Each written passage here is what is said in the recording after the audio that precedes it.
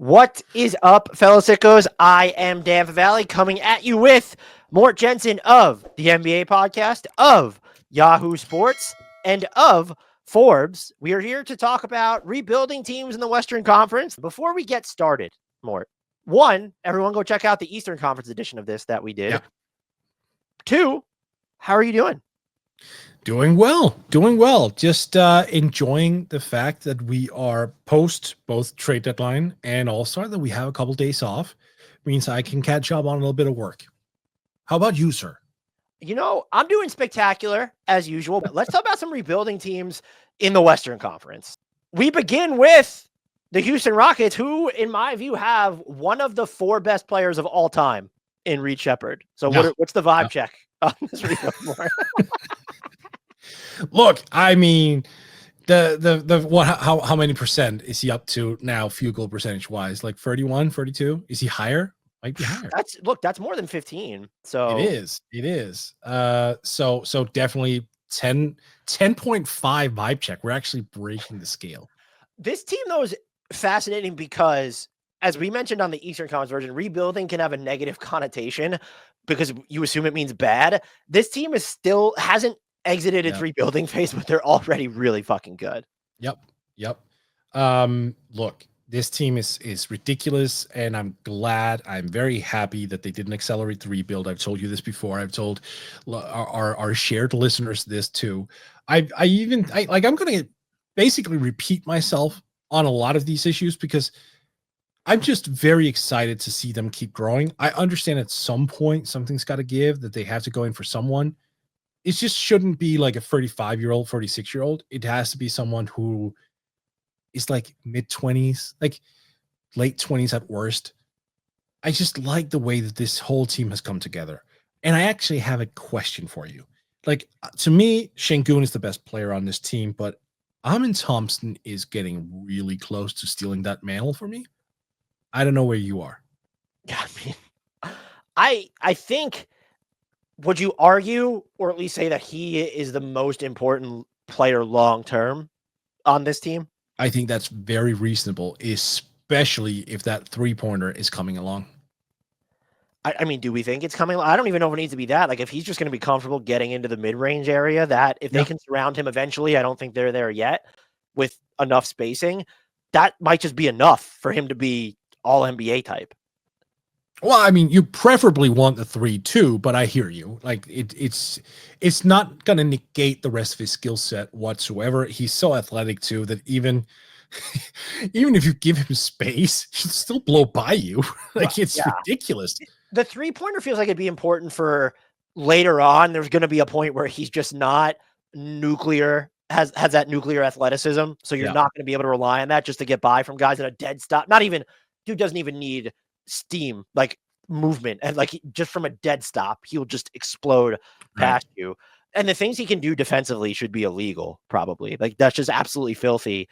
I don't know if I'm prepared to go, because I think that their biggest weaknesses are still in, like, it's the same thing it was last year when it comes to the floor spacing, or more importantly, the half court creation. Do you think that he's already usurped Alperen Şengün in importance there? Because, by the way, the counter to that might be, like, have either of them usurped Fred VanVleet in terms of importance just to the half-court offense? I want to make that clear. Maybe. Like, I'm just being sort of facetious there. That's like the nit to pick. If Amen Thompson is a viable standstill three-point shooter, it's just over for the rest of the league. Like, I don't know. Like, but we have proof that you don't necessarily need to be that player to be dominant. And I know they're different players, but, like, look at Giannis. Like, if there's a willingness to take them, and you might have stretches where they go in at a higher clip, but Giannis has some different dimensions to his offense. As long as Amen Thompson continues to, like, just the live ball reads that he's now making as just a shot taker or a passer, those are strides. And this is year 1 to year 2. I know you're supposed to make big jumps, but he's going to have an all defense case this year 1 to year 2. That's wild. He's outstanding, and he's a guy we're going to be talking about also when we get to the Spurs, because I might have a thing. I might have a thing there. You want the Spurs to trade for Amen Thompson? I don't think the Rockets. No, you know what? I'll just say it, because this is a thing I genuinely believe. So now it's my turn for the listeners to crap on me because they think this take is dumb. If the Spurs win the lottery, I would be willing to trade number 1 for Amin Thompson. Would the Rockets do that though? See, the fact that we're even that you're even asking me that is tells you everything you need to know of how insanely valuable that guy is, right? The fact that that offer, like if that offer was on the table, Cooper Flag essentially for Amin Thompson, and we're like, would the Rockets do that? Well, That's an insane discussion. I mean, no, it's not insane in like, oh, of course they should. Like it just underscores how fantastic this young man is. right. And I mean, the issue is also too, just like the Rockets, even though they're like kind of just exiting the rebuild portion, Right. because they're so like it wouldn't necessarily make sense to rookies or these unproven like quantities. And Amin Thompson is an imperfect player who's already just one of the most impactful ones on this team in the league, whatever. So the hardest part feels like it's done. It doesn't feel like they have the accumulation of talent necessary to know that they can be sustainably good. Yeah. What gets harder is what's the path forward from here. And I'll couch that before I throw it to you by saying, I feel like it's unfair for us to talk in any sort of definitives until we see what they do in the playoffs, because I think we have a pretty good read on what they need moving forward. And I think that they actually might have that player on the roster. I don't think rookies are always supposed to be good. We have sort of a history of Houston bringing along youngsters slowly. And so maybe Reed Shepherd just is that guy. But like, let's see how they lose. Let's see what happens in the playoffs. Like, are they struggling to generate offense in the half court still? Does their transition attack slow down at all? Does it clear that the dearth of shooting we think they do have, does that come to bear in the postseason? You want that information, because then that's how they should react moving forward. But as of right now, like, what is the path from here for them? Is there, I'll even say it this way, is there a realm in which it's just you run this back next year as it is? And that's like you're banking on more, like maybe they go into the playoffs, win around, and you're sort of banking on some of these guys will get better as shooters. Yeah. And we're going to be a contender organically that way. I wouldn't rule that out. I'm still not fully convinced that Fred VanVleet is the guy moving forward at that point guard position. But if his play can sort of be negated by everyone else, which I think it can, especially if Reed Shepherd improves, gets more minutes, and you see another jump from Amin Thompson. And also Şengün, I think he's having a down year, to be fair. Like, he's better than what he's shown this year. I think you can absolutely roll it back. There are players that I'm worried about, quote unquote. Like, I don't know if Jabari Smith is necessarily a keeper. I also don't know if there are there are better options than Jalen Green out there. Whether they're attainable is a different conversation. So like, they have some players that I'm not necessarily like writing in stone as, oh yeah, these are just locked moving forward. But would I have like an overarching concern about rolling this exact roster back next year? Probably not. No, I mean, I think it's more rooted in how big of a role can these certain of these players, like, because when you have your base of, let's say, if you had to boil it down to 2 players of, I guess, Şengün and Thompson, and then flesh out the roster from there, is that how you would view this? If you're running the Rockets, there could then be the question of, okay, like how big or how good of a fit are these other players? And so I could see that from, I actually think Jabari is quite important because of the limitations that Şengün and Thompson has as a shooter. And so knowing he provides that stretch, but that's when you start getting into the money of it all. He's extension eligible this summer. Yeah. Tari Eason's extension eligible. And then how big of a role is one? Do you expect like those 2 to play moving forward? And then you Tari Eason should start. Tari Eason should take that starting spot. He is a much better player than Jabari Smith. He's much more influential, especially defensively. I don't think the gap. Well, there is a shooting gap. I'm not going to say there isn't. Efficiency wise, it's very minimal, but you also have to account for volume, and that's where Jabari is better. I'll concede that much, but I'm making that lineup trade 10 times out of 10. I go back and forth on that. I guess I don't think that the defensive gap is all that big between Tari and Jabari Smith Jr. Really? And I think, okay, that's interesting. I think Jabari Smith can do more up and down the positional spectrum, and that Tari Eason does more of like the caps lock, like disruptive stuff. That's also what makes this team so fascinating. And so, but how do you juggle that? There's those 2 are both extension eligible. And then you also kind of have to figure out, one, do we trade everybody and rebuild around Nate Williams? That's a question that you have to ask. But also, like, okay, Cam Whitmore, Where does he fit into this? And then when is if you still believe in Reed Shepherd, which I think it'd be fucking stupid to just write him off for why Agreed. you draft. This is, I'm not talking about the Rockets. I'm talking about people's impressions of him. It'd be fucking stupid to write him off entirely just based off what he's shown you this rookie season. But you want to be good now because you are good now. How do you juggle what is Reed Shepherd worth to us? How do we bring him along without necessarily compromising where we're headed? Or is he, I think some people view him inside and outside of Houston as the vessel through which they maybe acquire that next guy. That's going to be a fascinating discussion for them. I'm still in the mode of just kind of enjoying what they've built and that lay of the land. But there are after the playoffs, depending on what happens, there are going to be real wholesale questions that need to be asked. And I don't think you commented on this. Are you looking at this team through the prism of, okay, we have Amen Thompson, we have Şengün. What's the best way to optimize it long-term from there? No, because that means you directly build around them. And I think that's tough because, again, Şengün, as good as he is, still not like a tremendous floor spacer. And I do think when you build around someone, you have to build around their offense first and foremost. I understand building around defensive oriented guys, but I'm tailoring a team around, my guys' offensive capabilities. And so Şengün to me would probably be best served as a secondary creator, as a secondary scorer. I still think they need that one guy, that prime A guy to win a championship. That doesn't mean they can't be a shit ton of fun until they find that guy, if they ever do. And that's also why I think they're a little bit, KD horny at times, because that's that guy. Yeah, it absolutely is. He's also damn near 40. So what are we really doing here? They have some big questions. I think a lot of Rockets fans were kind of hoping Jalen Green would become, that dude. Didn't really materialize. He's solid, but he's not that guy. Amen Thompson, as good as he is, definitely some offensive weak points that I think are perfectly legitimate to highlight. Mm-hmm. Fred VanVleet has declined. Let's just be real about it. He's also older. That was always the stopgap, move for them. Exactly. And that's it. Do you think then? I'm not even saying he needs to be their best player. How do you figure out the Reed Shepherd situation then, where he has not been a huge part for the most part of their program? But if you were ever to do that, it probably will come at an opportunity cost if we're looking at next season specifically. Yeah. But then doesn't it feel premature to give up on him unless it's for the right guy? And I also get Rockets fans' frustrations, which I hope that everyone heard what you said at the top of this, which was, I think they were smart not to do anything at the trade deadline. Let's see what this team can do. So that's where we're approaching this from. I find the Reed Shepherd of it all is interesting because unless they internally just have decided, so many people have decided that he can't be someone who drives an offense or I'm not even saying be the best player on this team, but be sort of one of the two guys spearheading what is let's call it a postseason proof attack.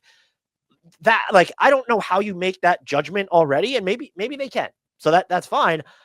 They're so good now, but if you don't think that you have the type of player in-house who addresses what is your biggest offensive floor right now, which is you could say floor spacing, but I really think it's half court creation. They need more levels to their half court offense. I wonder how you go about resolving that without feeling like maybe you're jumping the shark. I don't have an answer for that because it's a really good question. I also think the thing I'll ask you is Kevin Durant, older. That's so complicated. I also don't think that he makes their offense better. He's not the solution. He wasn't we've seen in Phoenix, this is not primary driver of an offensive material anymore. And would you give up? Is this a team where I've seen some Rockets fans, I disagree. Yeah. But they think that Jalen Green is going to be better or as good as Devin Booker. But I'm looking at it and saying, if Devin Booker came on the table this summer, he might be sort of the perfect type of player for them to go after. Yes. Can he drive the offense in the interim if you're waiting for Amen Thompson or Reed Shepherd, assuming you keep both to develop? And then he could play off other people as you sort of mix and match the pieces there. That's the type of player that I think they need. And I don't think where Jalen Green fails for me, it's in a couple departments. I don't think he's ever shown. Devin Booker has a higher gear defensively, whatever you think of Devin Booker this season. Yeah. And Devin Booker is a better passer, whatever you think of Devin Much Booker. better passer. Yes. Those are the two like biggest differences. And you can overlook the defensive stuff because of how good you are, like everywhere else, basically. Mm-hmm. But that is the player that I'm looking at is, okay, if they become available, it almost feels like the Rockets would be even more so than I liked it, De'Aaron Fox for them. But like I said, when he became available, I wouldn't have done it this year. Like Devin Booker, if he becomes available, like that's the type of player where if I'm Houston, I would almost feel obligated to be involved. Yeah, I think that's actually the correct way to look at it, because he fits the time frame.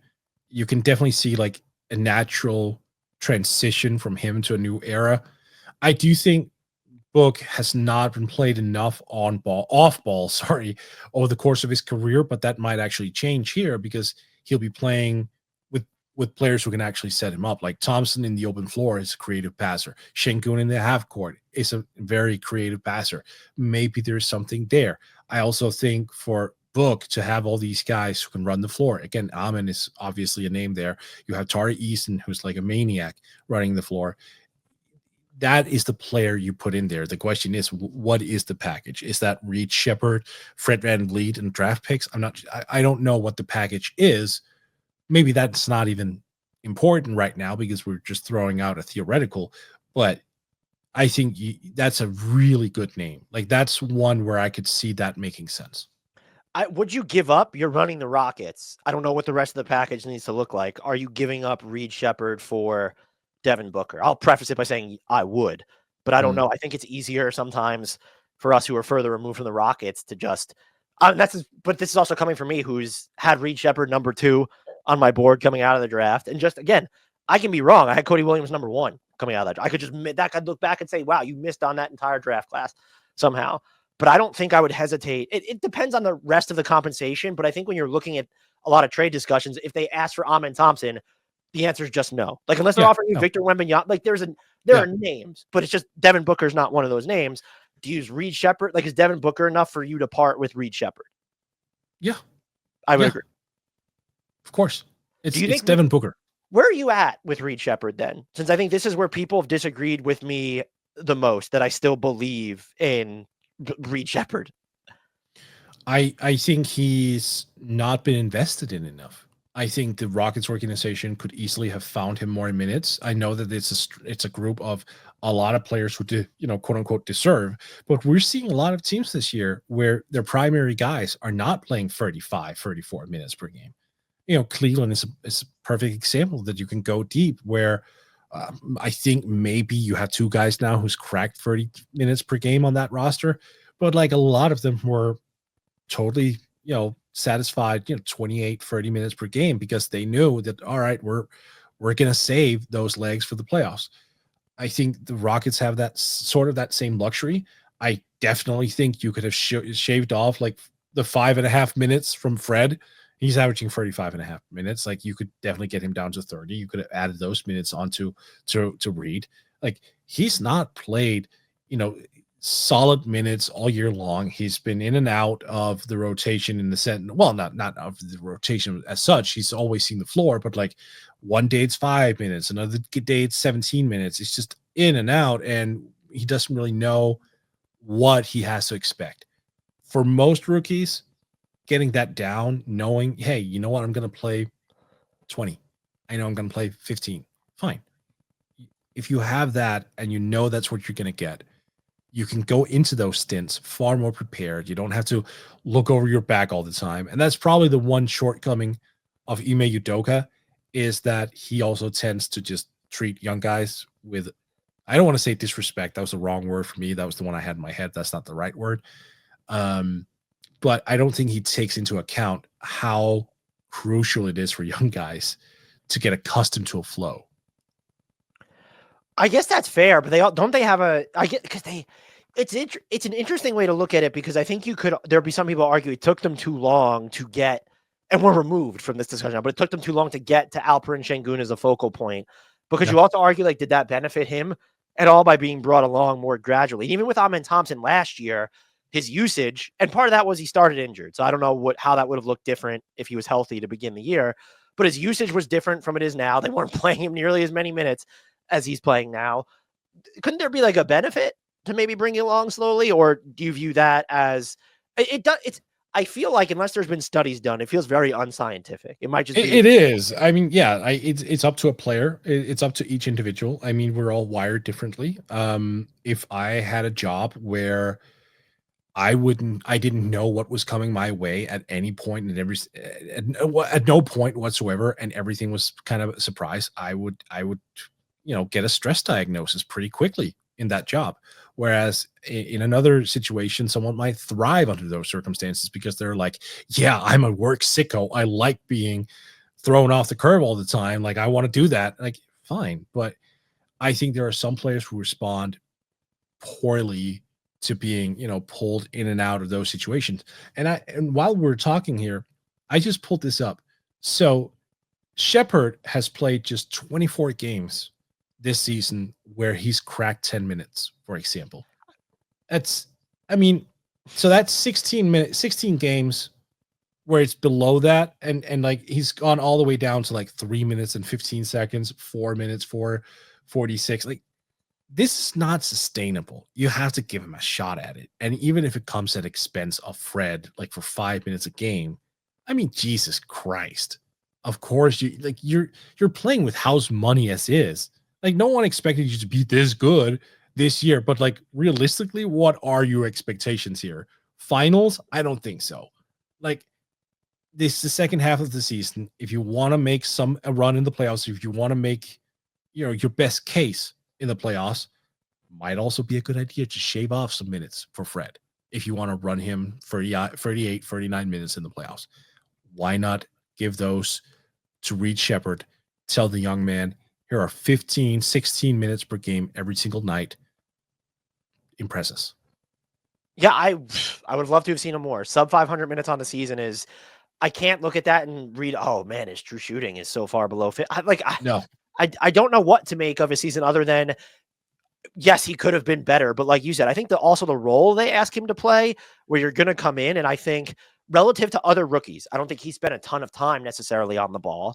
But I mean, relative to other rookies, I do think he spent more time on the ball. But like, that's something that you just might need more and more reps for. So it's not like he's the highest usage on ball player. They're not relying on him to make all these plays for other, or to generate all of his own shots. But like, it is something like he has to put the ball on the deck. Like, this isn't someone who's just out there standing still and like figuring out how to cut. Yep. I'm so interested to see when and where the full extent of his role gets explored. I don't know if it's going to be Houston, and that's not even an insult to the Rockets. I don't know if they've made a mistake with him. I just think they're so good that it makes it tougher to not just bring along youngsters, but especially like the higher end youngsters, because he's always going to be tied to being the number 3 overall pick. Is there anything else about this team though? Like, looking more. Oh, no, we're not done with Shepherd yet. Because there's one thing I want to point out. You know how he had these very, very great metrics, just steal metrics, block metrics in college? Yeah. Yeah. He has those in the NBA too, despite the fact that he's not played, he's not cracked 500 minutes. He will, I mean, to be fair, the talent around him definitely helps, but like, he's always fought. And there's like this misconception that he's like 6 foot. And unless they measured him in shoes, he's always been listed at 6'2", 6'3". Yep. And that makes a difference in the NBA. I agree. This is not Jared McCain as an example. No, and the reason I mention it is when those type of, stat percentage or block percentage and steal percentage, when those translate, it does suggest, give him a minutes bump. Let's see if this is sustainable. So I definitely think you need to give him more minutes in however way, shape, or form you figure that out, but you need to. What is there anything else? It feels like there's so much to talk about this team, but we do kind of need to like centralize it. Is it just the biggest question of how does this season end and where do they go from here with it? Or is it the bigger question, how much more room does Alperen Şengün and or Amen Thompson have to expand their development, like to get a lot better than they are now? And like Şengün, I know you said it's a down year offensively for sure, but like the fact that we've talked about this guy the past 2 seasons is an active participant in a phenomenal defense, that's huge. And it sort of makes you wonder, like, well, what could be in store for him moving forward? Or even Amen Thompson, where you already mentioned the 3-point shooting. What if he turns into, oh man, he's shooting 57% on floaters or something like that? Look, I am open for all these things, and I think that should be the priority. That should be player development, because if you're winning now with the state of where the players are right now, where most of them have shooting concerns, and you're still winning, that means you're doing something right. So at no point should you stop adding to these guys' games. And like, Jesus Christ, you're so young. Like, let me see. What is Şengün? 22? 22. And what about Thompson? He's like 21, 20, Yeah. 22. Oh, Okay, 22? so Şengün was younger than I thought. Amin Thompson was a touch older than I thought. Yeah, so both 22, but all right. I mean, Amin Thompson just 18 days ago he turned 22, so like he's still a pup. He's old, is what you're saying. He's super old. He's approaching the end of his career, and might as well trade him for KD now. I mean, that's where we are. No. I mean, they're so young that they still have time to build on those, but it's just crucial that the Rockets keep doing it, that they don't see, all right, look, this thing is winning right now, let's get completely stuck on that and then just go with this. Like, no, you have to keep building in whatever scenario. And also, like, to your point about Reed Sheppard, I will also include Cam Whitmore in this. There are times when I think Udoka, and a lot of head coaches are guilty of this, tends to just think too defensively, where like sometimes you just need someone to come in and fucking hit buckets and like put points on the board, and where he's like really stubborn, like, no, I'm just gonna play Dylan Brooks 15 more minutes. We're like, no, that's not a great idea. Like, get Cam in there, get someone in there who can actually create a 3-point look on their own. Yeah, I think Orlando's been maybe the most guilty of not playing guys who are defensive liabilities. Like, it seems like they're so consumed with just being above average at every spot that it caps their offensive potential. So I think I would agree with you there. Though maybe it's undermining my own point, but in support of the people who want the instant results, hit shots this year, Reed Sheppard has not. He's 30% on catch and shoot. He has not. No, but that I think that changed. It, like, if you, let's say, from after the end of the NBA All-Star week, you know, the days off, let's say from now on, when the games returns, he gets 16 minutes per game and he gets them like clockwork. Are you going to tell me he's not in a better position to make shots because he knows what's coming?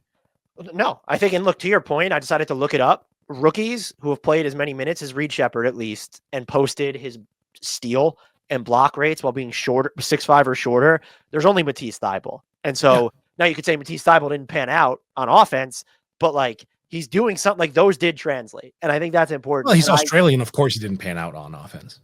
But now you're ruining my train of thought. I trust his shot making potential enough to where you saw the levels of what he could do from the mid range. You saw what he could do as a ball handler. And is the argument that Reed Sheppard is never going to hit at mid, like, wide open jump shots, is that he's shooting under 29% on wide open threes, not even semi wide, like wide open. Do you really think that that's going to stick? No.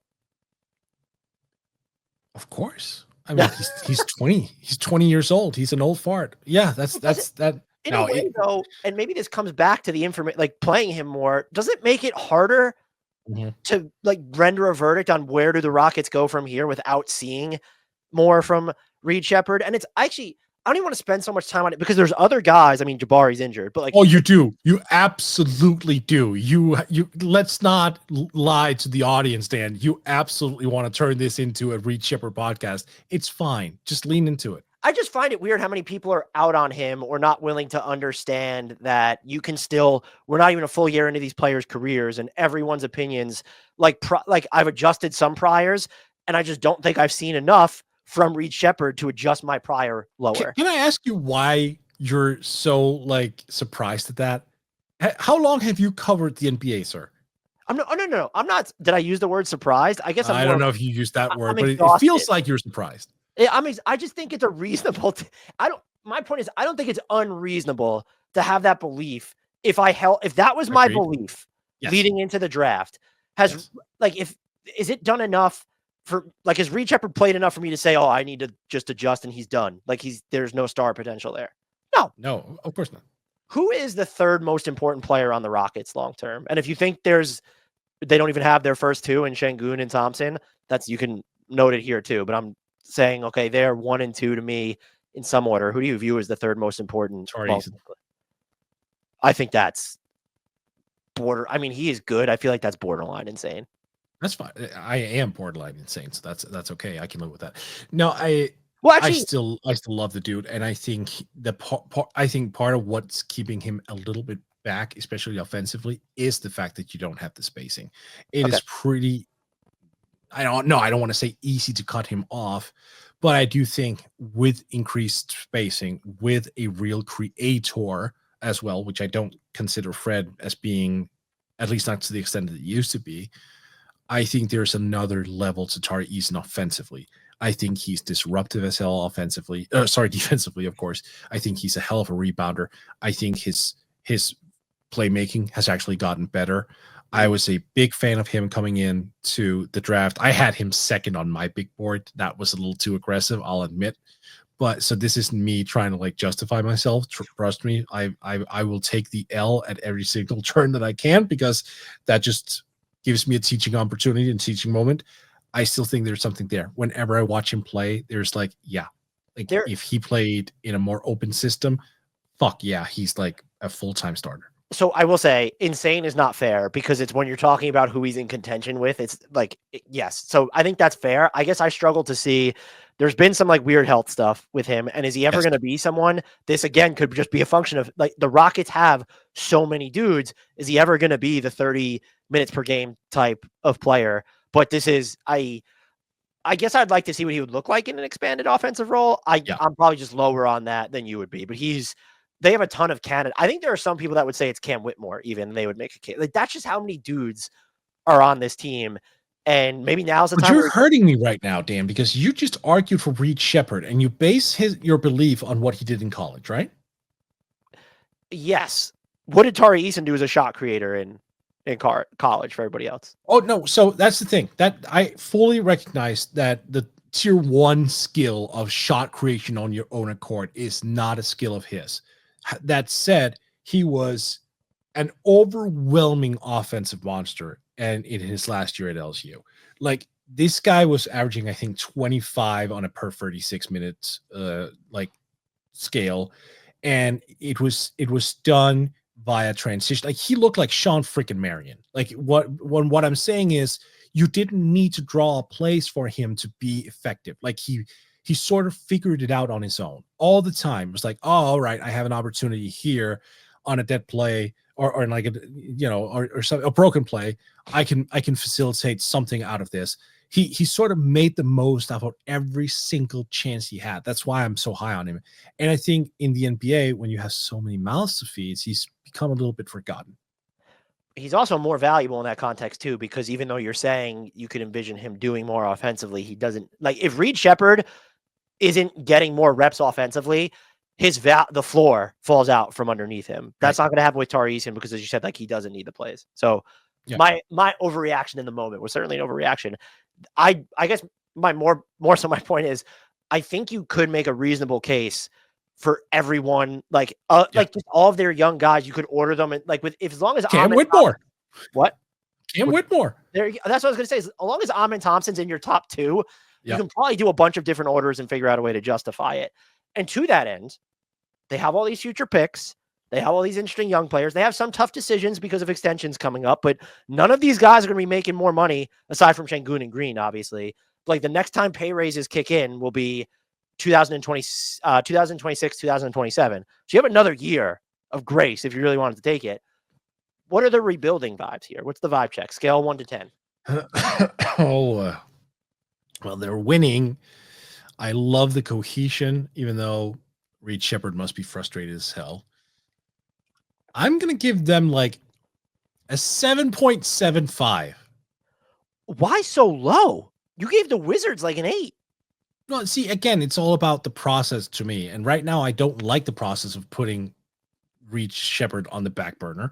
I also think, again, like I alluded to, Ime Udoka has a tendency to just kind of think defense, which I don't think is the right path forward. So there are some real strategical challenges ahead of them that I could suspect he's not ready for, and that brings them down a little bit. So I have them at a 9.3. and they would be higher if Reed Shepherd had gotten any sort of regular playing time. That's really high. I love it. I see it. Like I'm just a little bit more skeptical, but I love it. I love the upside there. I love the confidence. I guess maybe I'm taking even more of a longer view approach from it though, because I'm looking at look at all these outs they have. If they go into the playoffs and get trucked, well, then we'll just go trade for the exact type of player we need. That's fair. That is fair, assuming you get the right deal. Which is, I don't know if I think their fans, if you don't think as a Rockets fan or a Rockets personnel member that De'Aaron Fox was the answer, okay, fair. If you don't think that Devin Booker would be an upgrade, I guess I would need to ask, who is yeah. It'll come back Wemby and it'll just be like, okay, sure, fine, but that's like how? I understand the De'Aaron Fox hesitance a ton because of the timing for one, but also there is iffy shooting there. I tend to believe in him more as a shooter because the tough jumpers he hits, like 35+% on step back threes again this year, normally a mid-range master. I understand the hesitance though when you have some other floor spacing question marks on this roster. If you were to be presented with an opportunity to get Devin Booker, and as a Rockets personnel member, you kind of said, well, that's just not it. Right. Let's see if it pans. Like we just said, this team is good enough to let it ride. So we'll see. That was a lot of time on the Rockets. Too much time. Let's move on to the New Orleans Pelicans, who I don't think they thought they were going to be rebuilding this year, but oh man, let's just agree to not talk about them for as long as we just did the Rockets, because they are so far less interesting at this stage. I mean, their rebuild is it even like fully underway yet? Like, fully? And if it is, it's involuntarily underway. Right? Like, this is a team where I think it's fair for them to still put out a plan, unlike the Bulls, who are like, well, let's see what's going on. Like, for them, the Pelicans specifically, if the brain trust there and David Griffin is like, yeah, we need to figure out something, by all means, like, that's fine. Take your time. Yeah, so I'm stubborn in the sense of if you're saying that they need to rebuild and like Zion Williamson can't be a part of it, as long as I have the idea or a hope that Zion Williamson might be healthy for an entire season, he's the path forward, because I don't know what else. Maybe you win the lottery and it's Cooper Flag, you make a change from there. You have Trey Murphy, you have Zion, you have Herb Jones. Like, those are three dudes that I think you look at and say, I know Herb Jones isn't super young, but they can be a future for us. And now you have some reasonable, with Yves Missi, you have a reasonable prospect at the 5. What's super complicated for them, you've kind of already made, you got some compensation for Brandon Ingram, good, whatever. What is everything might depend on where they end up in the lottery, but I'm curious to see how nuclear they get one way or the other. Is the plan forward just the guys I named, like those 3 or 4 guys, like those are the ones who are bolted down, plus this year's pick, and we're going to kind of see how it unfolds? Or is it, well, we got this pick, so now we're open to trading Zion? I honestly don't know. And what makes this even more complicated, the Achilles injury for DeJounte Murray is such a bummer. Yeah. And it's worse. And I hate kind of like contextualizing organizational grief, because it really does suck for him. But the timing is he even going to play next season? Or when is he going to come back before like February or so?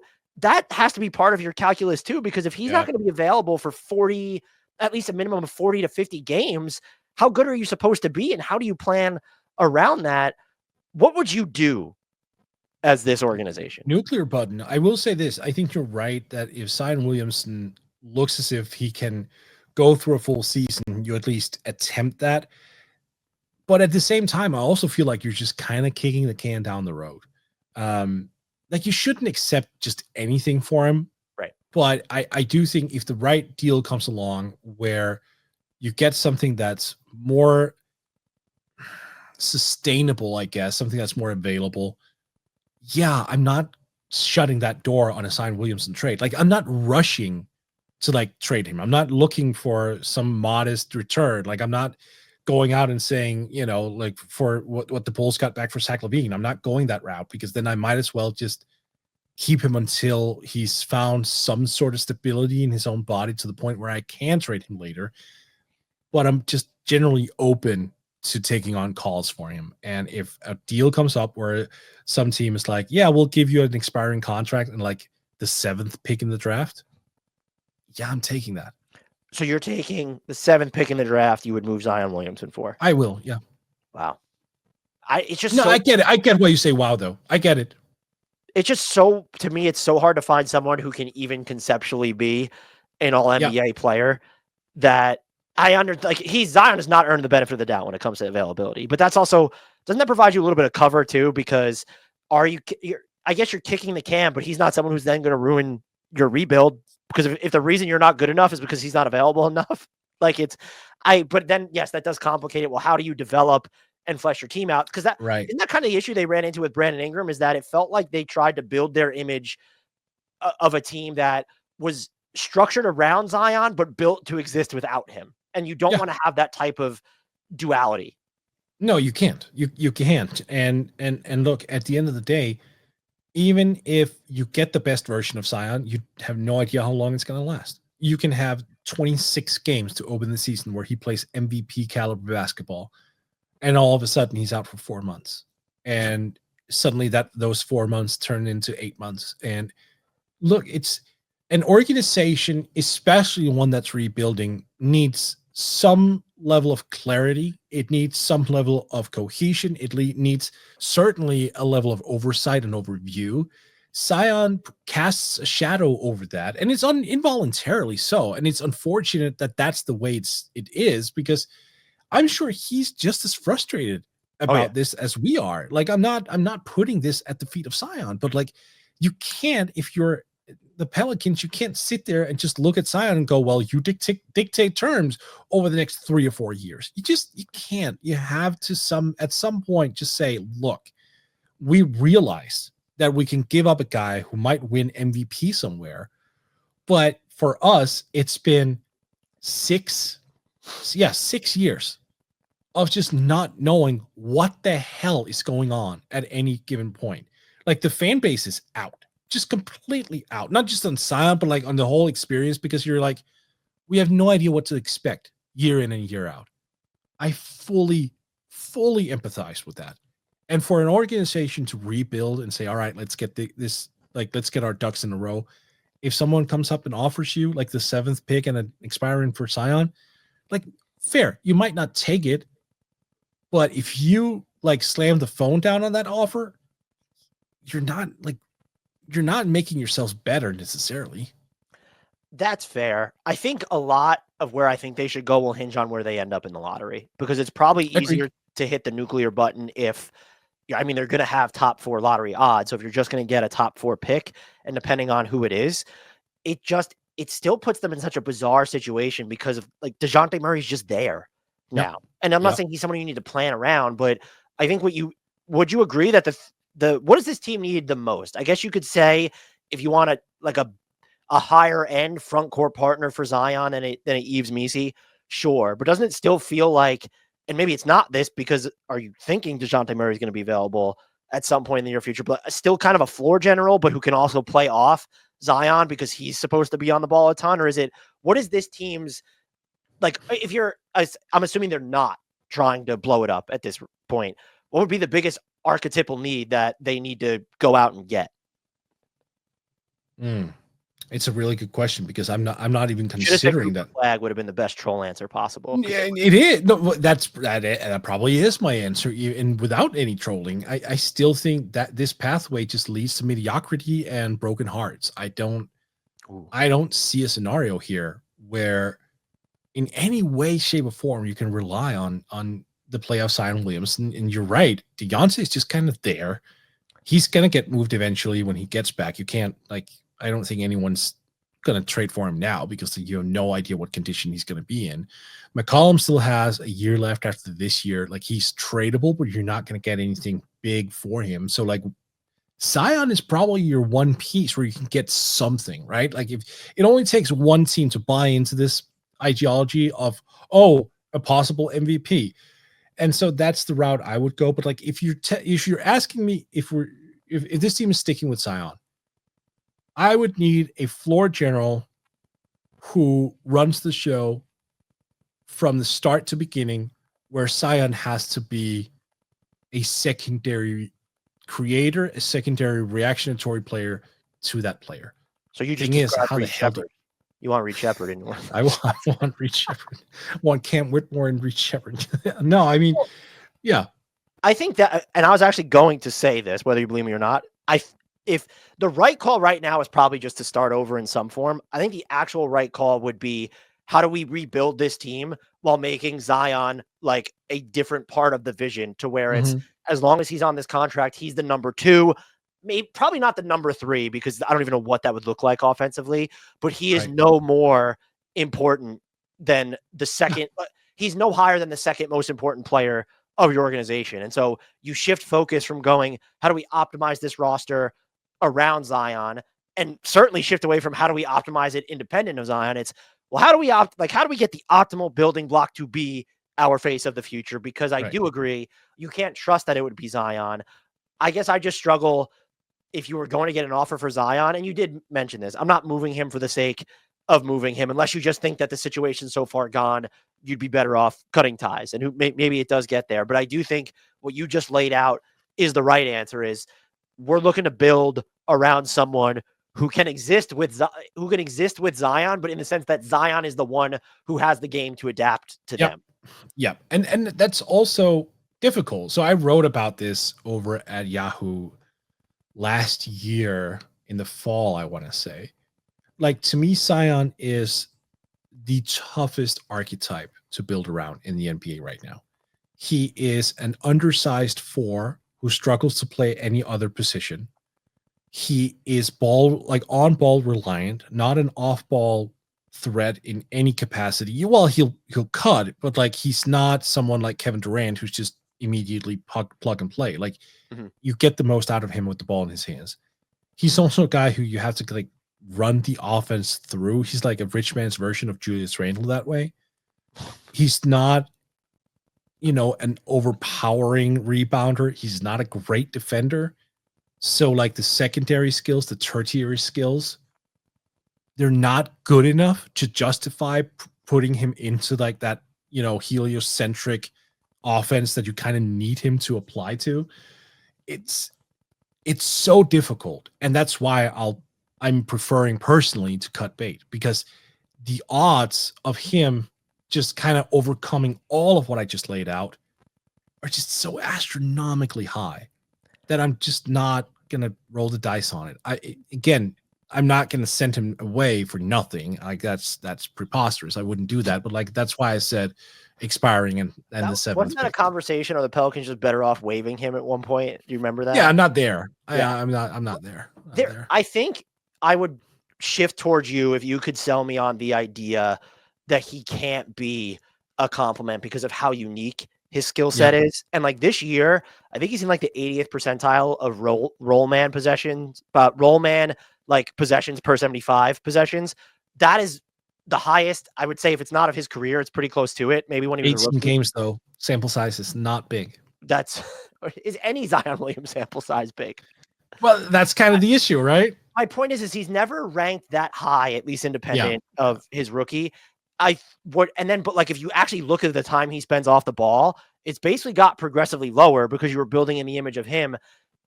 I can go either. If you would have to sell me on, do I think he could be a really good off-ball player when he doesn't really have a jumper? Like, it would have to be catch and attack, or like you said, as a screener and like screen and rolling, because not even like screening and popping.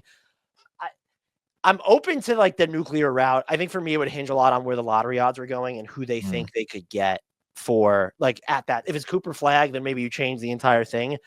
This all is a roundabout way of saying Trey Murphy's been great. If he doesn't miss another game, he might win most improved player. He can miss one more game and be eligible for it. I think Norman Powell is primary competition right now. What is the vibe check on New Orleans? Do we call it a rebuild? What is it?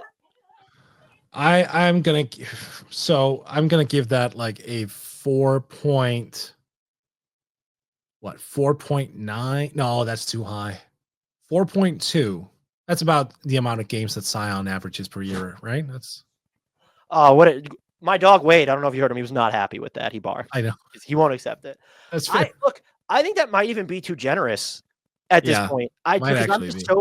It's not even, I'm confused because I don't necessarily know what the right answer is, even though I think what you mapped out earlier is it's the most optimal answer, but who knows if it's the actually correct one. I'm like at a 2.4. Like, it's just, if you could tell me that Zion is just going to play in 60 games and like they're going to have this top pick and you have Trey Murphy and Herb Jones is going to stay healthy, like, yeah, I'll go up way higher. But like the Zion of it all and like the complications that arise with the DeJounte Murray injury, it's tough. So I went 2.4. You went what, 4.2 while being a jerk about Zion's availability? I very much was. Yes. That's also why the Bulls are going to trade for him this summer. I don't wish the Bulls on any player, so I hope that doesn't happen for Zion's sake. We're on to the Portland Trailblazers. Mort, how do you feel about that? Whoa, what was that sound? That sound was I prefer talking about them more than the Pelicans, but I am still I'm a little worried there still. I mean, look, I'm weirded out, Dan. They still have Jeremy Grant on the roster. I'm still not why that is, though, right? You saw what I don't know if they were ready to, or Joe Cronin was ready to eat the level of shit. You saw what Kyle Kuzma went for. Yes, and like what was like Jeremy Grant was gonna go for less on that contract. That is fair. Even so, it just clocks a lot of minutes. I'm not sure what the plan about DeAndre Ayton there is. I'm just he only has a year left. The plan is if you can't move him as an expiring. I mean, I guess so. Your point is he's playing too much for your taste. I actually like him. I think he's been good lately. Yeah, he has, and it's the second half of the season, so it's about that time. No, I actually like Ayton. I think he's become underrated. I just don't understand what they're trying to do. I like, yeah, they're trying to rebuild, but I think you know what it is. I feel it's a bit of a half-hearted effort from them. I think that's the best way to phrase it. That's probably, I'm going to use my trademark phrase of this series podcast. That's probably fair. I think injuries have worked a lot of issues out for them. Like DeAndre Ayton, as an example, is going to miss. I don't think he's going to be back before March with the calf strain or whatever he's dealing with. I do feel like they've maybe operated with not enough urgency to lean far enough into the rebuild, but maybe they might know something that we don't, in the sense of the way that Scoot Henderson has come on as his roles. Like every part of Scoot Henderson's game is just better this year. The 3-point shooting, the finishing, like the getting downhill, the playmaking, the defense even. Their biggest fault would be, can you guarantee that Scoot should be the face of the future? Or can you guarantee that about Shaden Sharp? Can you guarantee that about Donovan Clingan? I just don't think he's the type of player you try to build around in that vein. Wow. I'm surprised that you, of all people, did not include Toumani Camara in that. But he's another nice find, which, by the way, injuries probably helped pave the way for, like, initially from last season. I know, but you have a serious hard-on for that guy. He's so good. He is.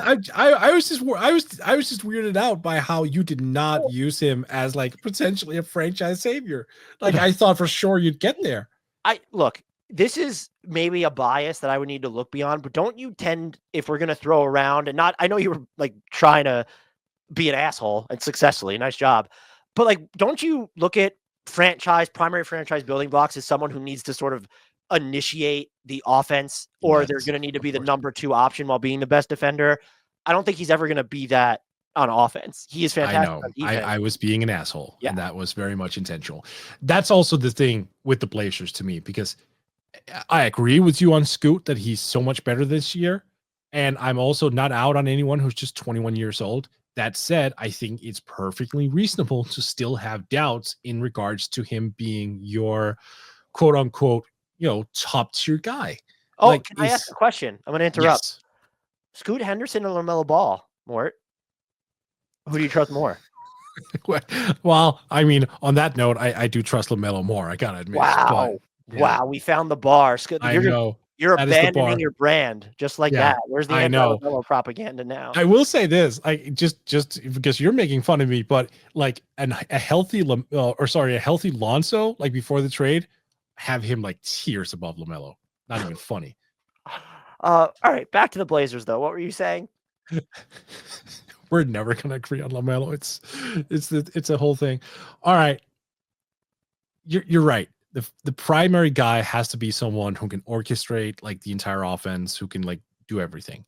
I think it's perfectly fair to raise those questions about Scoot. I also think it's fair to raise the same question about Shaden Sharp, just in terms like he's good, but and like I get that he's also very young, but the efficiency is up and down. I think he's been stable in terms of like his total productivity, but I am missing something from him in terms of like the year-to-year growth, where I'm like, oh yeah, I'm seeing this. I am seeing the understanding of taking and making better shots. Like I'm seeing a drastically altered 3-point release. I'm seeing, well, not a release. His release is actually pretty good. It's just doesn't go in enough for my taste. Him getting to the line more, something substantial, and I haven't seen that yet. That's not to say it won't come, but we're also inching closer to 200 career games for him. So eligible this summer too. That too. So like, I'm just confused about this team. I'm not sure which direction they're really going in. It seems like they're all over the place. And what I hope for them is that everything makes sense this summer. I hope they go into the 2025 offseason and just say, all right, let's actually streamline the living fuck out of this. There is something that feels, by the way, I agree with everything you said on Shaedon Sharpe. I am convinced though, when you watch his 3-pointers, I just think he's going to be like a 39% 3-point shooter. Yeah, I am too, but just I'm not seeing it, so I'm worried. The stuff I worry about him more defensively. I don't think he really has a super high ceiling as a playmaker, and I want to see like he can generate real space when he goes to create shots. You want to see those shots go in more often though. I'm also a big, and this is me eating crow. I was not high on Donovan Clingan coming out of the draft. I've said this, he's enormous and he knows how to use it. He's going to be a super valuable rim protector. And as someone who like can set screens and finish, I think he's going to be fine there. There is something scattershot to their rebuild, and it dates back to the offseason with the Deni Avdija trade of that is not a move a franchise in their position probably should have made, even though Deni Avdija has now been really good for them. The scattershotness, though, at least right now, is part of their intrigue for me, because it would be different if they were winning too much by the standards of people who want them to tank. By like, we're running the offense through DeAndre Ayton and Jeremy Grant, and Scoot doesn't have a ton of on-ball usage, but they're not. Like, they're winning a lot primarily because of the guys that you would think are still going to be here. Now, what are they missing? And the fact that we still have questions where I'm trying to, like, a team, you want that, even if you're not good, you want that, like in Toronto's case, as an instance. I think Scotty Barnes has become like a pretty divisive figure around the league, but like the Raptors can just say like, no, that's our guy. And Detroit was paid until this season. That's our guy. The Blazers just aren't there yet with Scoot. It's a sample size. It's a good sample size thing. But I also think that might, like, the open-endedness here, I don't think it works against them as much as it might work against a team like Brooklyn, let's say. Like, we appreciate their flexibility moving forward, and they're starting from square one. I think that the Blazers could have operated more urgently like a rebuilding team, but I also think that right now they just have so much depth and so many outs, even though they're not necessarily dealing with a ton of extra picks or even not a ton of financial flexibility moving forward. I think the way what you said about the offseason is really smart, where there needs to be probably some material shift with the number of just positional gluts that exist right now, to where Chauncey Billups, whoever's coaching this team, isn't tempted to indulge having to play these veterans too much. But I think that the fact that they've gotten here as we're recording this on February the 17th, like they've really kind of just, the word's not reinvented, but they've definitely like freshened up their long-term outlook from my vantage point. Right. What's wild is they only have one guy above the age of 30 in the rotation, and he's like only 30. Like, that's Jeremy Grant. It's not even that they're an old team. It's just that some of their guys, as you said, veterans, they're young veterans. Yes. But we also kind of know who they are now. Like, we know what their ceiling is. We know that ceiling is not necessarily high enough. Like, I mean, look, I'm open to being wrong, but I don't think next year DeAndre Ayton is going to come in and suddenly, live up to number one status and become like the new David Robinson. I just don't think that's in the cards. If he does, suddenly a solution has fallen from the heavens towards them. This is a team that I would rank very highly in most need, if we were to rank it like that, of winning the freaking lottery. Ooh. Yeah, I could see. I mean, so you think there's a risk that they come, let's say DeAndre Ayton's still on the roster, that they come in still viewing him as a core part of what they're trying to do, rather than is Donovan Clingan someone who can play a boatload of more minutes? I mean, we haven't seen them not act like it. So, I mean, and I'm not necessarily proposing that DA needs to be traded or anything. I'm just saying that I want to understand what the plan is. I want to understand what the long-term outlook is here for him, for Anthony Simons, for Jeremy Grant. Like, there are just players on this roster where I'm like, why are you here? Like, I'm trying to understand why you are on this roster at this specific point in time. Not that they're bad players, not that they don't deserve an NBA contract. That's not what I'm saying. But like, you don't make sense in this current iteration of the roster. Yeah, I agree with that. I think Anthony Simons, though, is the one where I look at it, just the gravity he has as a shooter is something they don't get. Is there anyone else that provides that right now? No. I'm just mentioning him because he is often in rumors, right? Like, he's constantly being, traded to the Orlando Magic or somewhere, and like, it just feels Yusuf like. Nurkic did you see that? Yusuf Nurkic even wants him in Orlando. Yusuf Nurkic knows ball. Oh, nice! I didn't see that. Yeah. Yeah. I mean, it's not a bad shout. Of course, Jamal Mosley would be like, "What? You don't play defense?" As to my expectation, you're gonna. Anthony Simons is still going to be behind Tristan Da Silva in the rotation. Right. So, yeah. You're gonna play Reed Shepherd minutes with me. No, it's just a weird roster at this point. Like, I think that they need to come into the season, the off season, and just have a plan at hand.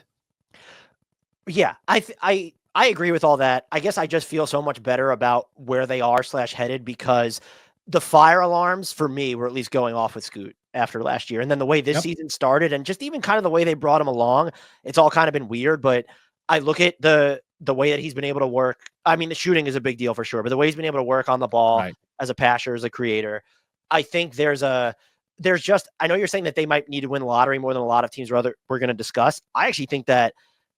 So you think it's more, I'll phrase it this way. You think it's more likely than we're about to talk about the Jazz. We already talked about Washington. Using those two teams as sort of a baseline, you think it's more likely that they already have their primary building block of the future in place than Portland? Is that what you're? No, I'm saying that the current number one projected guys on those teams are, for the Jazz market and for the Wizards, it's Koulibaly for me. I'm saying they're further ahead of Scoot currently. Interesting. The Scoot versus Koulibaly /Sar. That's an interesting. Yeah, that's a debate at least. Yeah. Yeah, that's it. I mean, Larry Markkinen is just, I guess I didn't even factor him in because that dude is going to be, I would assume, be traded at some point. So he's not still. And that's why I'm like, yeah, because you're right. Without Markkinen, yes, it's the Jazz, but like it's not necessarily. I just said that the Blazers rank high on this list. Like it's a team that needs something to happen, probably outside of their control.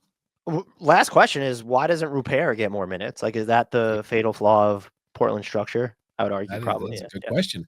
I have a question too. Why hasn't Delano Banton scored 55 in a game?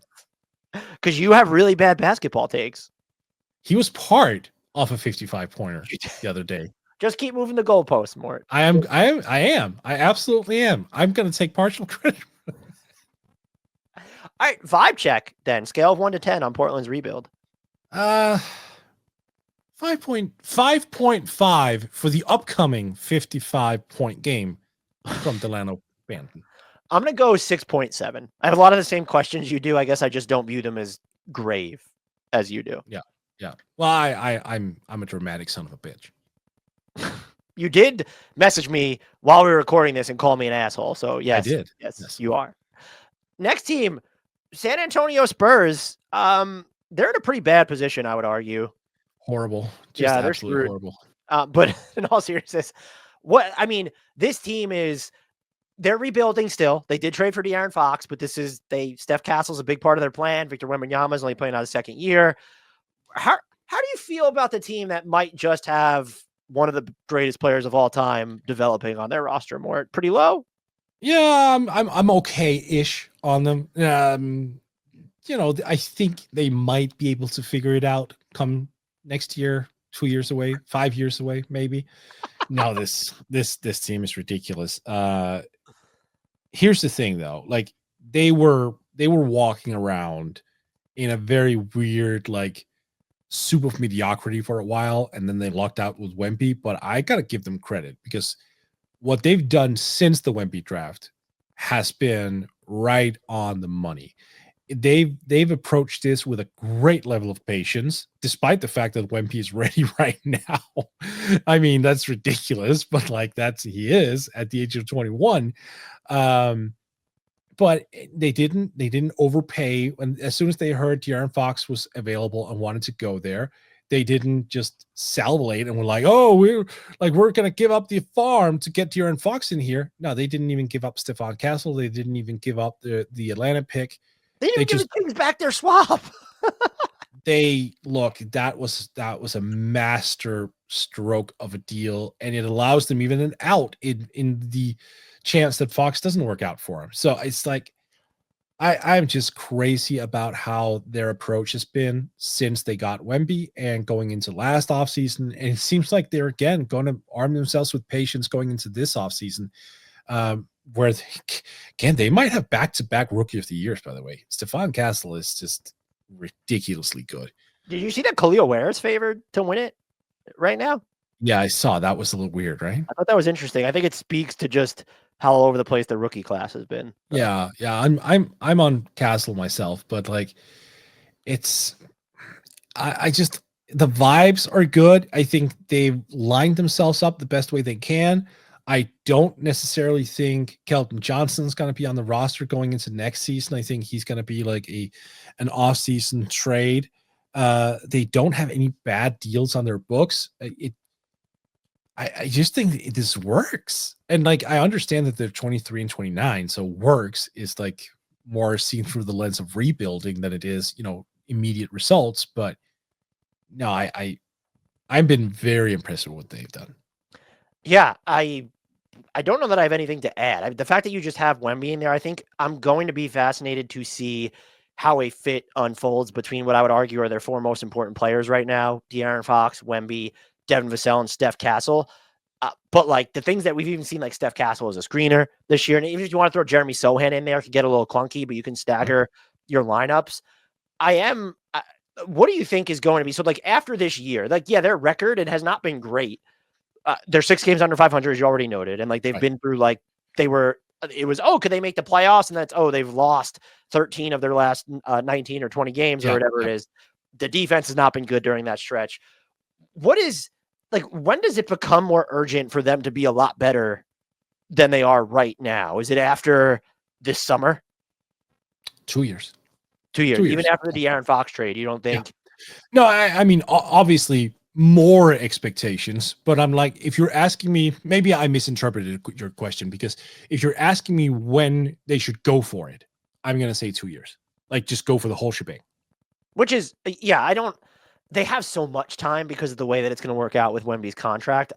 You've already made, it was a good trade value-wise, but you got De'Aaron Fox. You're probably going to pay De'Aaron Fox. I'm wondering if that incites any more sort of urgency I'm not expecting them to turn around and trade a bunch of firsts for someone to go after, although they were mentioned in the report, they might be a team interested in Kevin Durant this summer. I'm not even advocating for that. Right. I guess I'm just wondering at what point is it, all right, we need to see more of not just, look at all these cool individual players we have and what the fit should be, but they should be a team that is vying for top 6, top 7 or 8 in the West. Is that because they made the De'Aaron Fox trade that probably needs to happen next season? Or is it because of what they paid to get De'Aaron Fox specifically that it's not even really that big of like? Yeah, I was about to say a bargain. I mean, yeah, and I think that just affords them time. I mean, I don't have like a specific time frame on it. The reason I'm mentioning 2 years for a reason here, and I because you have Stephon Castle, who obviously is a big piece of the future. I think we need to give him also another year, because second year guys still tend to not necessarily be ready. So they also have presumably a high pick coming in this year, maybe even 2, depending on what happens with Atlanta. Are they going to shop those picks for a star? If they are, I'm going to accelerate that timeline. If they're not, and they're going to make 2 draft choices, and both of which may be in the lottery, I'm going to add that second year to also let them get acclimated to the whole thing. So I think they're just being patient. I know Wemby is competitive as hell. I think they've actually towed that balance pretty well in basically, giving him Chris Paul, maintaining veterans on the team, such as, they traded for Harrison Barnes. They could have moved off of him again if they wanted to. They didn't. They wanted another veteran in there. I think they've done very well in showcasing to Wemby, hey, look, we are definitely going to go for this thing, but we're going to do it in the right pace, with the right patience, with the right moves. We're not going to panic. Like the De'Aaron Fox trade, yes, step in the right direction, step in terms of like competitiveness. They're immediately more competitive, but I still think they're 2 years away from being, the team we're talking about dethroning the Oklahoma City Thunder. What do you view as sort of the missing archetype that you would be Now, it doesn't have to be an all-in trade, whether it's through the draft or trade, free agency, whatever. Is just this would be a really great additive for the core right now. Wing, like there is a reason I brought up both Bilal Coulibaly and Amin Thompson. Like either one of those guys would be a fantastic addition. I don't think it's particularly realistic unless, of course, the Spurs win the freaking lottery and could be open to shopping that. And again, I think it's a fair point that you raised earlier, like would the Rockets even take on like the number 1 pick for Amin Thompson? I that's a debate, if nothing else. But that type of wing, like the ultra disruptive defensive wing, who is overly athletic, would be so much fun to see defensively on this team. Now, you raised a legitimate concern about shooting because you're right. Castle so far, not a great long-range shooter. Amin Thompson so far, not a great long-range shooter. Hell, even mentioning it with regard to like the Spurs. No, but like still, I mean, there are a lot of players right now that are wings that are great defenders who may not necessarily be long-range shooters. And I think the Spurs need something particular. A friend of mine earlier today during the Danish podcast, we were talking about the draft and we were talking about Castle and the Spurs and whatnot. And he and I kind of like reached a conclusion of Ace Bailey might actually be the most intriguing draft selection for the Spurs if he gets there, because having a guy who's like 6'10", even though he's not necessarily wired as defensively as a lot of guys, the offensive upside of just having a guy who can get you buckets to like a free up a Wemby, to free up a Castle, to free up a lot of these other guys would be super interesting. So when you ask me about an archetype, I don't have one like specific, but I do think big wing. I think almost sort of just like an upgrade, if it's even possible, on like Julian Champagny. Or even that is not possible, but like that's what we're hoping to achieve. Yes. Yeah. So vibe check on this team. And I think, by the way, I do like what you said. The cadence at which they are handling the speed of this rebuild feels perfect, where they're being opportunistic rather than like super overreactive or even super proactive. 10. Can I go higher? I mean, you went lower at one point for the Bulls, so you might as well. All right, then fine. 15, 20, 25, 30, 35. I don't care. I will adhere to the laws of the mathematical scale on which we're grading, and I will say 10 as well. There's just, I mean, you have Wemby and all these just assets and flexibility. Like, I don't know what more you're going to want from this team. Our final team in the Western Conference, Mort, is the Utah Jazz. What up with them? It's a good ass question, Jay. I have no idea. I like they have Lauri Markkanen, they have John Collins, they have Colin Sexton. Those are the 3 highest paid players. I'm unsure whether they should be members of the Jazz moving forward. Jordan Clarkson should not. It's time to pivot off of him. But the thing is, if they pivot off those guys, I just have no freaking clue as to who will pick up the mantle and say, hey, I'm the best player on this team. Is that Cody Williams? Is that Taylor Hendricks? Probably not. By the way, Hendricks is out for the year, right? Now that I'm in. Yeah, he hasn't played. He only played like, what was it, 9 games or something? Right. He's still, although if you ask me which young player on this team that I'm highest on, it might still be him. I was pretty high on Taylor Hendricks, and I remain high on him. So hopefully he's. Oh, you were higher on Cody Williams, though. I was. I'm not going to lie. So, well, I'm adjusting my priors. For a 20-year-old. Reed Shepard's going to be a bust. Like, it's just. But like it's like I don't know. Bryce Sensabaugh is a guy I really like, but I'm also I'm a sucker for guys who can just go get buckets. Like, Cam Whitmore, Bryce Sensabaugh types. Those, like, I will always take a guy like that on my team who just looks at that basket and is basically thinking, yeah, I'm going to fuck that thing tonight, and just does it. Like, you need guys like that. You need guys who are just like, I am going to give you so many points, you can't count to it. The thing is, though, Isaiah Collier, like, he's played great. Do I trust him? Well, great right. He's fantastic passer, can have some incredible finishes at the rim. There's just the peaks and valleys for him. Yes, are just incredibly correct. So I don't trust him. I will say, so Keontae George last year, I was really impressed with the way he came into the league. He came in as a shooting guard, on the fly had to become a point guard. It feels like he's doing that pretty well. The efficiency has not kept up. He's still highly, highly inefficient. Turnovers are still a bit of a problem, but something I'm willing to live with. I don't know what the upside is there. Like, is he a good stats, bad team type of guy? Is he more influential? I think we need to see that before we can really get a handle of it. I just have no freaking clue where this team is going. I mean, they have assets. They have assets, and they're going to have a ton of flexibility. Right. But to your point about they don't have the guy that you're looking at, that prospect, and saying, this is who we're trying to rebuild around. And I don't know, of all the players on their roster, you can pick out who you might think is the best answer. I don't know if those answers are good enough qualitatively to make you feel good about their direction. And that's Keontae George is someone, the aesthetics of his game just are not lining up with the efficiency for the most part. So I'm with you there. And like next year is probably when you start to worry about that. Yep. I don't know how to feel about Isaiah Collier is just, okay, as a finisher, a playmaker, I don't know how to feel about him as a shooter moving forward. Walker Kessler, I think we know what Walker Kessler is going to be. He's going to be really good at it. That's not someone who you're structuring your entire future around. I love Taylor Hendricks. He didn't profile as that player either. He would need to be the Jaren Jackson Jr. that we're seeing right now in Memphis. Like that would be the type of player he would have to become. And I think their saving grace is, and it took them, maybe they didn't read the room quickly enough. They are probably going to have top 4 lottery odds this year. And so I think the answer is they've yet to get their primary prospect of the future. Yep.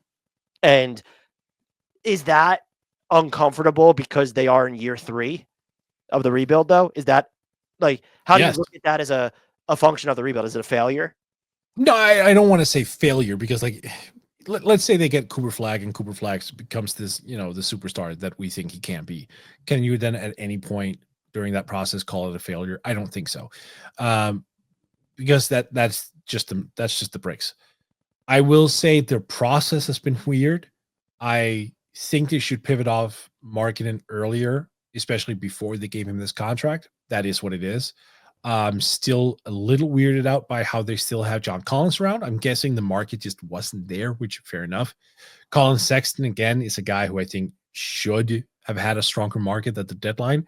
I don't know why teams are so, I don't know, Colin Sexton rejective. That just doesn't make sense to me. I think he's good.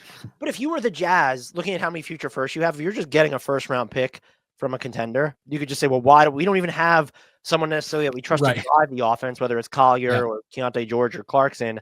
So I could see them looking at it that way too. Yeah, and that's a fair approach.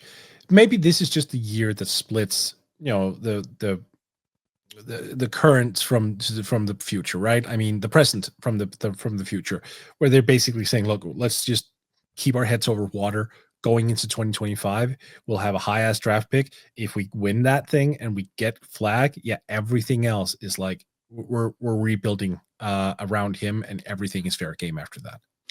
It's so tough to talk about where they're headed because where they are right now doesn't inform that, it feels like. And I think maybe aside from Brooklyn, just because they don't have anybody right. Like Utah, probably of all the rebuilding teams we've now talked about, which our list ended up being at 9 or 10 teams, 5 in the West, I think 6 in the whatever it is, 10 or 11 teams. Utah probably has more riding on this draft than any rebuilding team that's not Brooklyn, right? Yeah, I think so. Unless you think it's New Orleans, I think you could maybe make that case for them. It's not Houston. It's not No, Detroit. no. Their pick. They're so asset strapped. Like, can't be the Pelicans either because they do have guys. I mean, Yeah, this is a fair question. Throw Marketing out because he's Mhm. just, I don't know that even if you view him as a keeper, he's probably someone you want to be the number 2 or number 3 guy on a contender. Are any of their young, like, do you feel as good about any of their young guys moving forward as Trey Murphy? no. I'm probably with you. I don't know, like, I just don't even know who you would make the case for. It'd probably be Walker Kessler, which that by the way, that comes back to this with I still really like, but I think it's just I'm looking too much at the highest highs with the eye test with Keontae, and I probably need to separate that. I'm still like kind of in on Keontae George as maybe that best possibility, and I can't quit Taylor Hendricks. Cody Williams has done his darndest to make my support waiver, but they need to indiscriminately sort of approach like the rebuild. It doesn't matter which position anyone plays. Like, you don't have anyone good enough on the roster to plan around that, where it's, oh, we don't want this center because we have Walker Kessler, or we don't want this guy because we have Larry Markkinen or Keontae George. You're certainly not in a position to think that way. Right. Which is what would be the vibe check on this. It feels they're just the most incomplete and could be the quickest because they have, look, I do like some of their young players. I just don't like the highest end outcome of those players doesn't feel like cornerstone material. And so what is the vibe check? Vibe check. I don't know, man. I might have to ask Kyle Filipowski's babysitter. Another intriguing, like, sort of younger player, though, when you look at the front court, like, if you had to say where do they have the most intriguing talent, just because John Collins is there and Walker Kessler is there and Filipowski's there and Markin is there, it's the front court. It is. He's perfectly fine. I don't think that he has that type of upside as a Trey Murphy, for example, when in correlation to the question you asked me. Intriguing, sure. I'm just not that particularly high on anyone. I was just saying, yeah, they have players to like. Certainly, sure. Just maybe not love would be the but what I do want to take into account with my vibe check is they have all these assets, and I know that none of us are probably thrilled with how the front office has handled the rebuild, but look at how it started. It came at it wasn't at a no-brainer time necessarily. No. Like, it came with time left on Donovan Mitchell's contract. So I do still have a level of trust in Zanuck and Ainge they will make some tough or nuclear decisions if and when the time presents itself to be. And I think when you combine that with assets and flexibility, okay, what's in place may not be permanent or definitive, but I'm not ready to say, oh, this team is Chicago Bulls East. Oh, something. No. And I'm not there either. Like, the managerial staff there is one that I trust. What I'm like, the only thing I'm just looking at right now is, that line between the vets and the kids. And I'm seeing such a drop off between like the current vets in place and the young guys currently on the roster. I'm just like, I'm not impressed. I'm not impressed whatsoever. There's not one of these guys, under the age of 25, where I'm like, oh yeah, this is just like a keeper, like any means necessary. Like, every single one of those guys I'm putting in trades, and I'm not talking about like, I need to get Luka back, I need to get Wemby back, I need to get Giannis back. No, I mean, you don't think there's, to that point though, you don't think there is a chance, I'm genuinely asking, I haven't even thought about this, you just mentioned it, that they go the inorganic route and it's just, we're going to try to get another star via trade and pair him with Larry Markin, and like, that's how we're going to rebuild this thing? If so, then they won't even qualify as rebuilders, and we need to basically delete them out of this entire episode. Why? That's a form of rebuilding. It's a form. I'm not recommending it, but I'm saying they have enough pick. Like, if they just went out, fine. Traded for LaMelo Ball, and they decided this is that we have this pick, we're gonna use it. We have Larry Markkinen, and then we're giving up everything else. I can see that. I can see that. The thing is, because when I think of a player that age, like 27, 28, and you 27, 28, and you're building around him or adding to him, I'm thinking retool. Like, rebuild for me is like draft. That's the word I have associated with that. But I buy your definition. I don't expect them to do that. I'm just wondering if it gets to a point where they feel because again, this is year 3. I think there are certain Right. franchises, and we'll have to see if they're one of them, because I do feel like Portland has reacted a little bit that way, where like they're kind of feeling the pressure to Yeah. make win-loss progress. And I'm curious when or if Utah reaches that point. Should be soon. I mean, in terms of like trying to figure stuff out, because they have some guys who will be up for extension after next season as well. So like, I'm not saying the clock is ticking because that's a little aggressive, but it's also not. I think Johnny Juzang is the future, and that they need to accept as much and move forward from there. I'm not going to make another Kyle Filipowski joke. Vibe check 1 to 10 for the Jazz rebuild. Yeah, what is that? I mean, if you're going the marketing route, honestly, I'm probably giving them a little bit higher vibe check, because that would at least be something where you catapult them into relevance immediately, and that would be fun. But since we're looking at this from a rebuilding lens, I don't know, like 4.5. That feels right. I'll go 4.5, 5 area. Just Yeah, they have all these different avenues open to them, and it's easier for them to access them. Because if you're going to say, well, why do you feel worse about the Pelicans as an example? yeah, The Zion of it all like complicates it in a way that Utah at least doesn't have to deal with. Like, I'm not saying Zion is immovable or anything, but he is you are punting on someone, if you want to go the nuclear route, that has the type of upside that would yeah. headline your franchise. The Jazz don't need to worry about like that element of it. Like, they can do anything, and they have the assets and the flexibility. And this year, They do. the draft, that like where they'll be in the draft to do anything. And so I don't think that's the spot you want to be in, which is why 4.5 might feel right after, 2.5, 3 seasons of rebuilding, but it's not damning for them. Like, this is not Chicago. I think New Orleans is in a tougher spot Yeah. too, as examples. Oh yeah. I will say they're in trouble if they have a high draft pick this year and that person busts. Then we have a situation. I think that's why. And by the way, that's maybe why you could argue that they have more riding on this draft than even the Nets, because one, this is like the Nets first bite at it. So if they miss, they could say, well, we have next year and we were in this really tough place. But if you're the Jazz, it's, we haven't caps lock hit on anybody through these multiple drafts. So you could maybe even make the case that more than any rebuilding team, they're under the most pressure entering this year's draft. Yeah. Mort, you have any other rebuilding thoughts that you'd like to get off your chest before we get No, not right now. We just went through both the East and the West. We went through a ton of teams, so I think I got most of it off my chest, honestly.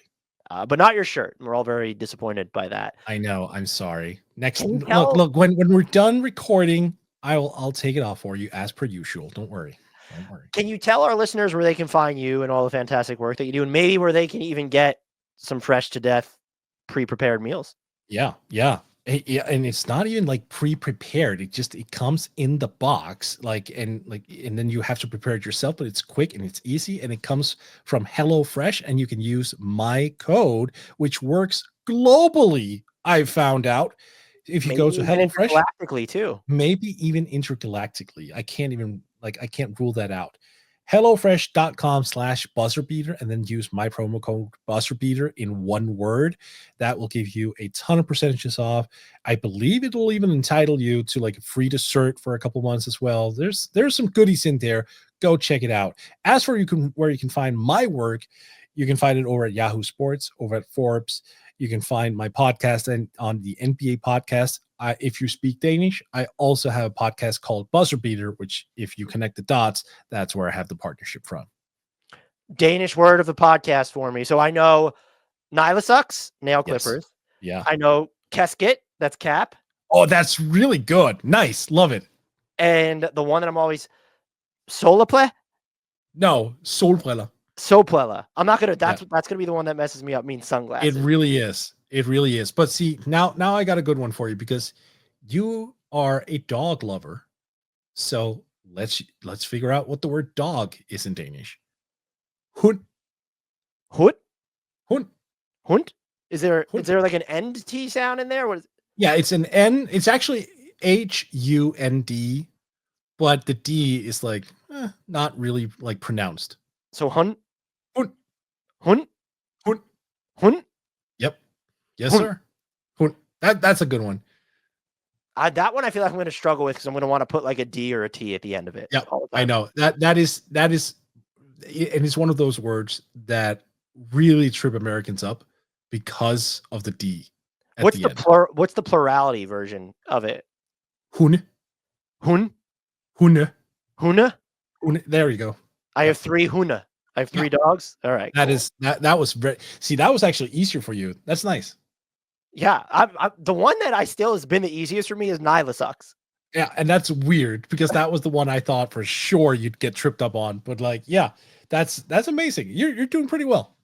Until next time, and as always, we thank Mort for giving us another Danish lesson. We hope you're following along and have learned all these words right along with me. And we, of course, have to shout out the one, the only, the rebuilding antidote to what's happening everywhere, if and when he returns to the NBA, Mr. Frank Ntilikina.